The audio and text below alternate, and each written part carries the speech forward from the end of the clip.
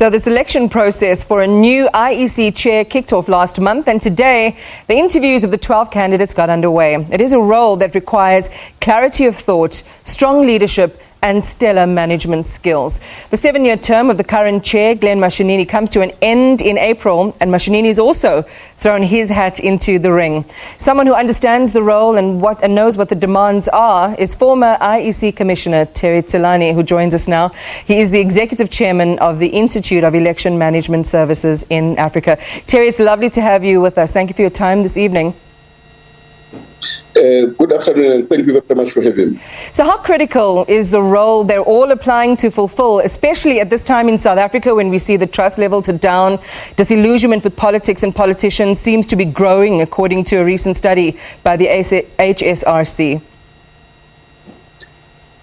It's quite a critical role, and particularly because, as you've already indicated, of the current environment that we find ourselves in.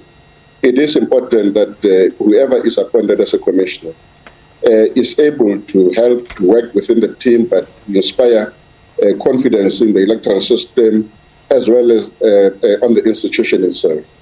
The institution has had quite a number of challenges in the recent past, and hopefully whoever is going to be reinforcing that team will be able to bring in some technical capability in order to be able to address the kind of the challenges that they have previously had. But one of the things that I wanted to emphasize is that these current interviews are not for the chairperson. What normally happens is that a commissioner a vacancy for a commissioner will be available, and then after that, people will then make themselves available for that position. And interviews will take place, such as the one that are taking place.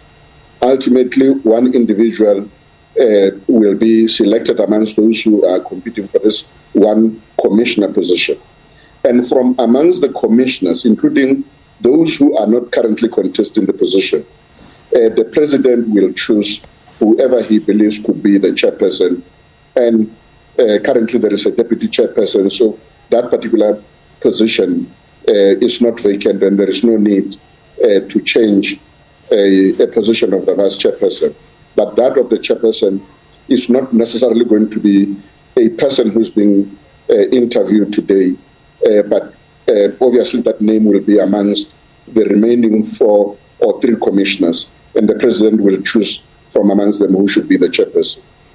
Yeah, and I think that is an important distinction and clarification that you make there, Terry. Even as we look at the reportage, we see the terms used interchangeably, and that is an important, I suppose, internal regulatory aspect that we have to all bear in mind as we view these interviews. We'll talk about next steps. You mentioned it going to Parliament and then the President making a decision.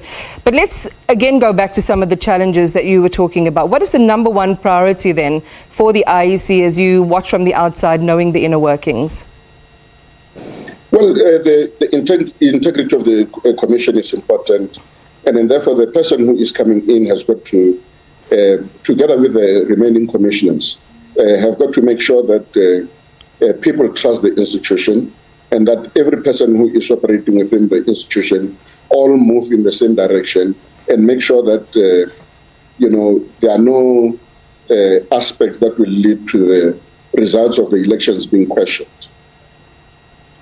So if we look at, what is needed when you come in on day one, as you say, I mean, it's still going to be quite a selection process even after this particular step has been followed. But, whoever comes into the seat, what do you think they should be prepared to encounter on day one? You mentioned some of the challenges inside. You talked about the need to reinforce the team, among others. Yes. Remember, as I tried to indicate, that the commissioners, by the way, all of them have got the same role. There's no commissioner who is having any specific role different from others. And the chairperson, as well as the vice chairperson, their role is just to chair the commission meeting. And in the absence of the chairperson, the vice chairperson has a role to chair the commission meeting.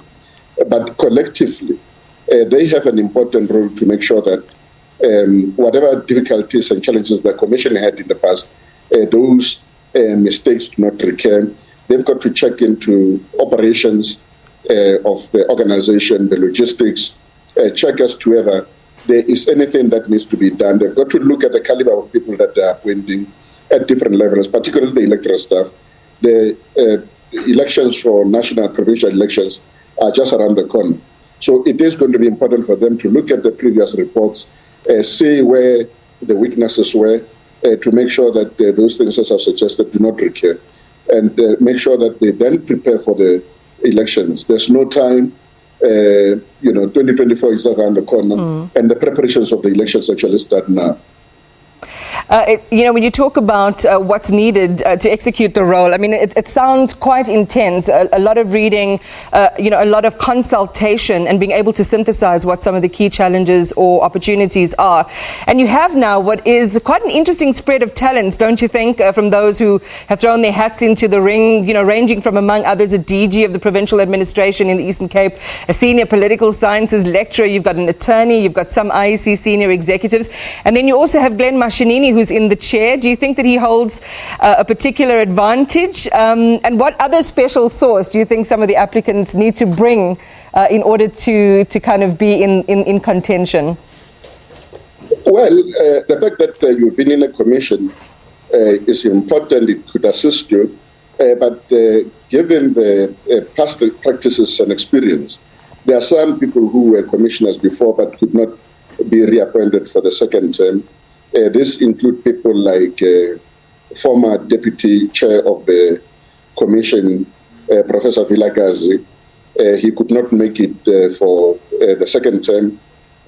My also fellow commissioner at that time, Mr. Bongani Finga, could not make it for the second term. So it depends really ultimately on how those people who are interviewing see the performance of the commissioners, and then see who they believe would be able to occupy that role. So at the moment, everybody is almost at the same level. But I was also quite intrigued that amongst those, there are almost 4 or 5 former IEC administrators. We've got Advocate Lambani, who was the head of legal. We've got Advocate Beke, who also served as the provincial electoral officer in Northern Cape. So most of them are people who have really been part of the IEC, and they understand the IEC processes, and I would believe they also understand the kind of the challenges that are there.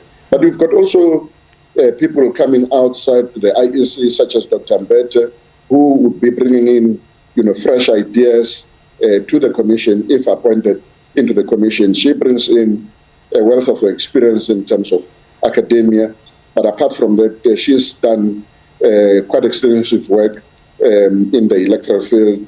We've been together in quite a number of forums where we're sharing opinions and views on electoral processes. So, all of them, I think they stand a good chance to be appointed into this position of a commission.